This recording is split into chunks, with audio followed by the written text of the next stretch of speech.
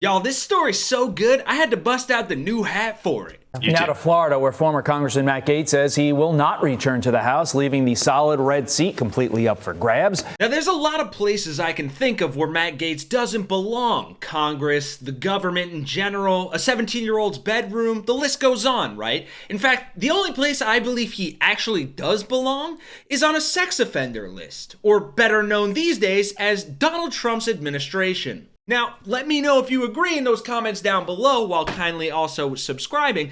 But even though I, for one, am damn happy that that man is out of Congress and relegated to making videos on Cameo, like Lauren Boebert and George Santos, I've been unable to shake this feeling of being cheated since we never got to see any of the salacious details of his ethics report. And for me, as a spitefully cynical supporter of justice, that really left a hole in my heart. But today, folks, call me the Grinch, because that hole might just become whole, thanks to a savvy Democrat. In a moment, I'm going to play for you a clip of Democratic Congressman Sean Casten just today revealing legislation to release the Matt Gaetz investigation findings. Hallelujah, God. Yes. We don't want no devils in the house, God. But here's the thing, he's not just introducing the legislation, he's actually forcing the House's hand in a very interesting way. I rise to give notice of my intent to raise a question of the privileges of the House. And as you heard there, Senator Casten introduces this as a privilege resolution, a mechanism that forces House leaders to consider it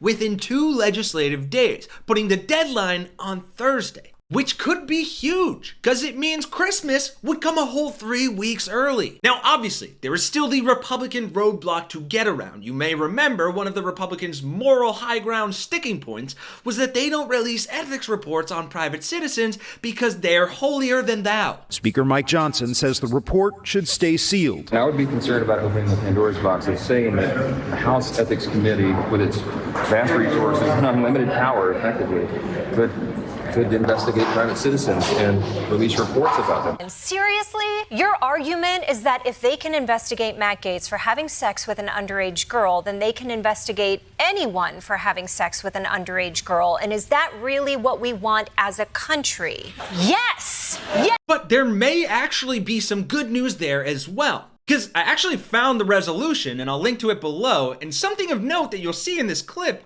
are all of these right here are instances he references where the House Ethics Committee has previously released ethics reports on members of Congress after they left or resigned. And I may play this a little sped up for time, so if you need to, just click that settings button down below to adjust the playback speed, and then, while you're there and so close to the like and subscribe button, I don't even see why you... Anyway. The rules of the House, laws, or other standards of conduct.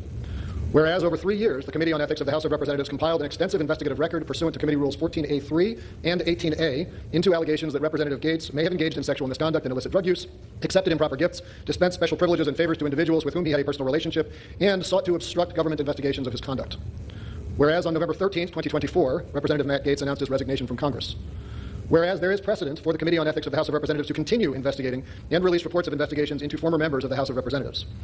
Whereas in 1987, the Committee on Ethics of the House of Representatives released a report on its investigation into allegations of the misuse of campaign funds, improper gifts, the failure to reveal business interests on his financial disclosure, and the acceptance of a bribe by former Representative Bill Boner following his resignation from Congress. Whereas in 1990, the Committee on Ethics of the House of Representatives released a report on its investigations of sexual misconduct allegations, which included having sexual intercourse with a minor and making sexual advances towards a congressional employee against former Representative Don Lukens following his resignation from Congress. Whereas in 2006, the Committee on Ethics of the House of Representatives released a report on its investigation into sexual misconduct allegations, which included sending sexually explicit images to at least one minor against former Representative Mark Foley following his resignation from Congress. And those last two in particular are pretty similar to the allegations against Gaetz, except maybe the more flamboyant parts. The lawyer claims in 2019, then Congressman Gaetz paid the women to travel to New York to watch his appearance on Fox News, attend the Broadway show Pretty Woman, and have sex with him. I genuinely don't know what's worse, having to have sex with Matt Gaetz or having to watch him on Fox News. Also, dude, taking prostitutes to Pretty Woman? Isn't that a little on the nose? The committee has Gaetz's Venmo and PayPal transactions that allegedly show payments for sex and text messages where he refers to illegal drugs in code words. Representative Gaetz would use terms like, can you make sure that there are party favors present, or who's in charge of the party favors? And whereas, given the serious nature of the allegations against Representative Gaetz, a failure of the Committee on Ethics of the House of Representatives to publicly release its report on its investigation undermines the committee's credibility and impedes the safety, dignity, and integrity of the legislative proceedings of the House.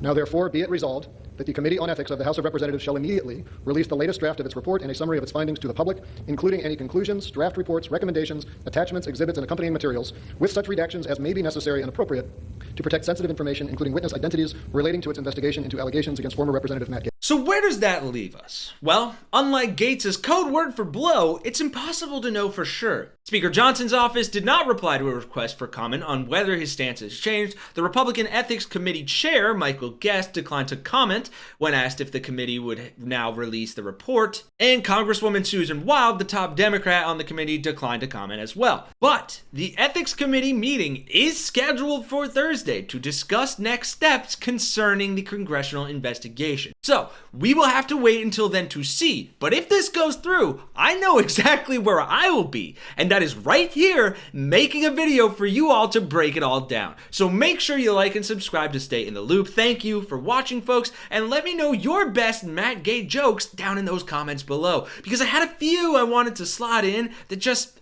weren't quite kosher enough for YouTube guidelines. Anyway, for Really American, I'm Kenny Hesse, and I'll see you all in the next one.